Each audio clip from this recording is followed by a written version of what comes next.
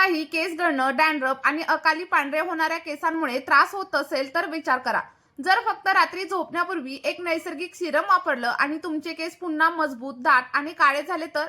Friends, आज मी तुमच्यासोबत एक सोपा असा घरगुती उपाय शेअर करणार आहे, जो बनवण्यासाठी तुम्हाला फक्त 4 गोष्टींची गरज आहे. आणि या सगळ्या गोष्टी तुम्हाला अगदी सहजपणे तुमच्या घरामध्ये किंवा मग तुमच्या किचनमध्ये मिळून जातील. तुम्हाला हजारो रुपये खर्च करण्याची गरज नाही, ना महागडे प्रोडक्ट्स वापरण्याची, ना पार्लरमध्ये जाण्याची. त्यामुळे तुमच्या केसांच्या सगळ्या समस्या दूर होतील आणि हे बनवणं देखील तितकंच सोपं आहे. पण वापरण्याची योग्य पद्धत समजून घेणं देखील गरजेचं आहे. जर तुम्ही या व्हिडिओमध्ये सांगितलेल्या पद्धतीने आपल्या या रेमेडीचा वापर केला तर तुम्हाला 100% याचे रिझल्ट भेटतील. त्यामुळे आपला व्हिडिओ स्किप न करता शेवटपर्यंत नक्की बघा. आणि या व्हिडिओमध्ये मी 2 पद्धती सांगणार आहे आणि एकच उपाय तुम्ही 2 प्रकारे वापरू शकता. तुम्हाला जी पद्धत योग्य वाटेल ती वापरा. चला तर मग आपण रेमेडी बनवायला सुरुवात करूया. पण त्या अगोदर तुम्ही आपला हा व्हिडिओ कोणत्या गावामधून किंवा मग कोणत्या शहरामधून पाहताय मला कमेंट करून नक्की सांगा. सगळ्यात पहिल्यांदा आपल्याला इथं लागणार आहे ती म्हणजे कढीपत्त्याची पानं. कढीपत्ता आपल्या केसांसाठी खूप फायदेशीर आहे, कारण यामध्ये अँटीऑक्सिडंट, प्रोटीन आणि बीटा कॅरोटीन असतं, जे आपल्या केसांना मुळांपासून मजबूत बनवतं, केस गळणं कमी करतं. जर केसांमध्ये डॅन्ड्रफ असेल तर तो कमी करतं आणि अकाली पांढरे होणारे केस देखील हळूहळू कमी करण्यासाठी मदत करतं. यामुळे साधारणतः 20 ते 25 एवढी कढीपत्त्याची पानं आपल्याला ही रेमेडी बनवण्यासाठी वापरायची आहेत.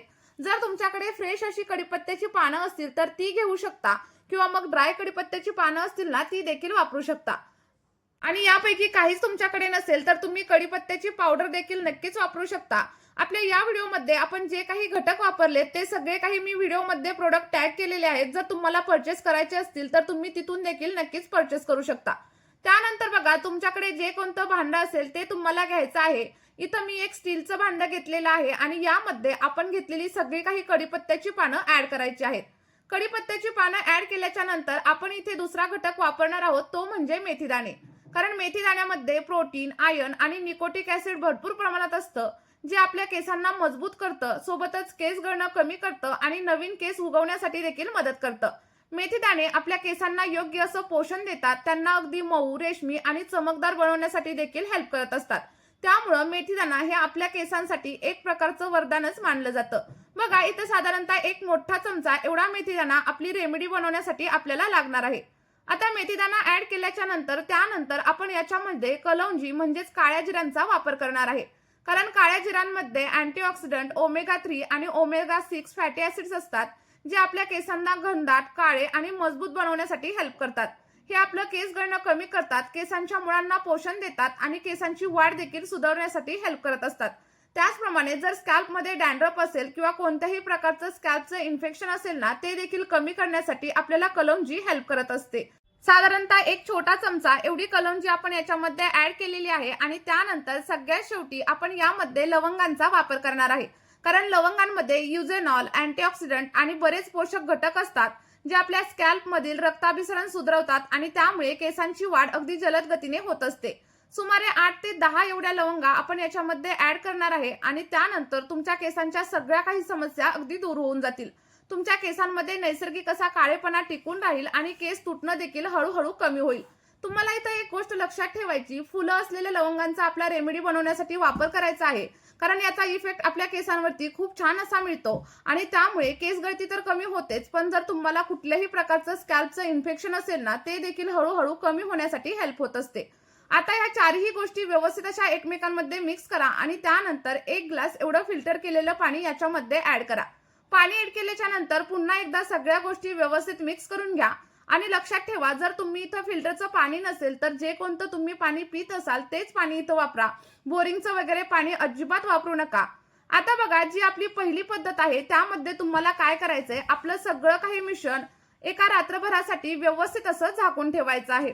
आणि झाकून ठेवल्याच्या नंतर दुसऱ्या दिवशी सकाळी याला उघडायचं आणि गाळून घ्यायचं आणि एखाद्या स्प्रे बॉटलमध्ये भरून केसांवरती अप्लाय करायचं. अगदी सोपी पद्धत आहे, तुम्ही एकदा नक्की ट्राय करून बघा. आणि जर का तुमच्याकडे तेवढा टाइम नसेल तर तुम्ही इथं दुसरी पद्धत देखील नक्कीच वापरू शकता. आता दुसऱ्या पद्धतीमध्ये आपल्याला काय करायचंय, याच्यामध्ये आणखी थोडंसं पाणी ऍड करायचं आणि पाणी ऍड केल्याच्या नंतर आपलं सगळं काही मिश्रण गॅसवरती ठेवायचं आणि साधारणतः 10 ते 15 मिनिटं व्यवस्थित असं उकळून घ्यायचं आहे. स्टार्टिंगला गॅसची फ्लेम थोडीशी हाय ठेवायची, पण जेव्हा आपलं मिश्रण उकळायला लागेल तेव्हा गॅसची फ्लेम अगदी लो करायची आणि त्यानंतर 10 ते 12 मिनिटं आपल्याला व्यवस्थित असं मिश्रण उकळून घ्यायचं आहे. जोपर्यंत आपल्या पाण्याचा रंग पूर्णपणे चेंज होत नाही आणि आपण जे काही पाणी घेतले ते अर्धं राहत नाही, तोपर्यंत आपल्याला सगळं काही पाणी व्यवस्थित असं उकळून घ्यायचं आहे.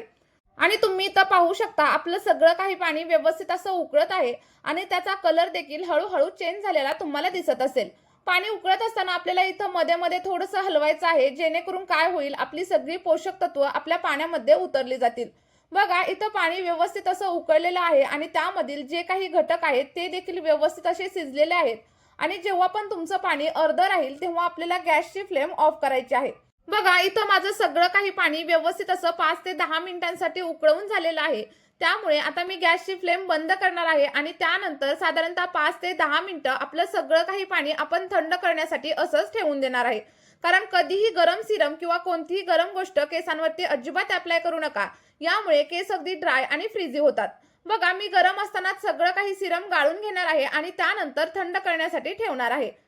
आणि त्यानंतर पूर्णपणे थंड झाल्याच्या नंतरच हे सिरम मी केसांवरती अप्लाय करणार आहे. हे खूप जास्त प्रभावी आहे. यामुळे केसांची वाढ अगदी झपाट्याने होते, केसांची मुळं मजबूत होतात आणि सोबतच केस दाट होण्यासाठी हेल्प होत असते. बघा आपलं हे सिरम अजिबात चिकट नाहीये, त्यामुळे वापरल्यानंतर तुम्हाला लगेचच हेअर वॉश करण्याची देखील अजिबात गरज नाही. तुम्ही हे केसांवरती अप्लाय करू शकता आणि जर तुम्हाला बाहेर जायचं असेल तर तसं देखील जाऊ शकता. आता हे वापरण्याची योग्य पद्धत काय आहे ते देखील मी तुम्हाला सांगते आणि पुढे अप्लाय देखील करून दाखवणार आहे. बघा तुम्हाला काय करायचंय, एखादी स्प्रे बॉटल असेल तर सगळं काही सिरम तुम्हाला स्प्रे बॉटलमध्ये ट्रान्सफर करायचंय. आणि जर का तुमच्याकडे स्प्रे बॉटल नसेल तर एखाद्या ड्रॉपरच्या साहाय्याने किंवा मग कॉटन बॉलच्या साहाय्याने तुमच्या स्कॅल्पवरती अप्लाय करू शकता. सिरम अप्लाय केल्याच्या नंतर 2 ते 3 मिनिटं अगदी हलक्या हाताने आपल्या केसांवरती मसाज करा. चला तर मग हे सिरम मी तुम्हाला माझ्या केसांवरती व्यवस्थित असं अप्लाय करून दाखवते. ज्याप्रमाणे मी सांगितले त्याचप्रमाणे तुम्ही अप्लाय करा. बघा तुम्हाला 100% याचे रिझल्ट भेटतील. आपल्याला काय करायचंय, सगळ्यात पहिल्यांदा सिरम अप्लाय करण्याच्या अगोदर केस व्यवस्थित असे कॉम्ब करून घ्यायचेत आणि त्यानंतरच आपलं सगळं सिरम आपल्या केसांच्या मुळांवरती आणि सोबतच केसांच्या लेंथवरती अप्लाय करायचं आहे. अप्लाय केल्याच्या नंतर 2 ते 3 मिनिटं व्यवस्थित मसाज करा आणि त्यानंतर केस असेच सोडून द्या. लक्षात ठेवा जेव्हा पण तुम्ही शॅम्पू कराल ना त्यावेळेस गरम पाण्याचा वापर देखील अजिबात करू नका आणि शॅम्पू तुम्ही डायरेक्ट तुमच्या स्कॅल्पवरती किंवा मग केसांच्या लेंथवरती अजिबात अप्लाय करू नका. पहिल्यांदा थोडंसं पाणी घ्या, त्यामध्ये शॅम्पू डायल्यूट करा आणि डायल्यूट केल्याच्या नंतरच तुमच्या केसांवरती अप्लाय करा. असं केल्यामुळे केस अगदी डॅमेज होणार नाहीत, सोबतच ड्राय आणि फ्रीझी देखील होणार नाहीत. आणि आपलं हे सिरम तुम्ही 8 ते 10 दिवसांसाठी फ्रीजमध्ये देखील स्टोअर करू शकता. पण मी तुम्हाला सजेस्ट करेल की हे फ्रेश बनवा आणि फ्रेश वापरा, कारण यामुळे तुमच्या केसांवरती खूप छान असे रिझल्ट भेटतील. चला तर मग आठवड्यातून किमान 2 ते 3 वेळा आपलं हे सिरम नक्की ट्राय करून बघा. वापरल्यानंतर तुमचा जो काही अनुभव असेल तो कमेंटमध्ये सांगायला अजिबात विसरू नका. आणि जर तुम्हाला या रेमेडीबद्दल आणखी काही प्रश्न असतील तर ते देखील मला कमेंटमध्ये नक्की विचारा. मी तुमच्या प्रश्नांची अगदी 100% आन्सर देण्याचा प्रयत्न करेल. आणि व्हिडिओ तुम्हाला थोडा जरी आवडला असेल तर व्हिडिओला एक लाईक केल्याशिवाय अजिबात जाऊ नका. चॅनलवरती नवीन असाल तर चॅनलला सबस्क्राईब करा आणि आपला हा व्हिडिओ तुमच्या जास्तीत जास्त मित्रपरिवारासोबत शेअर करायला देखील विसरू नका. चला तर मग या व्हिडिओमध्ये आपण इथेच थांबूया. भेटूयात अशाच एका नवीन व्हिडिओमध्ये. बाय.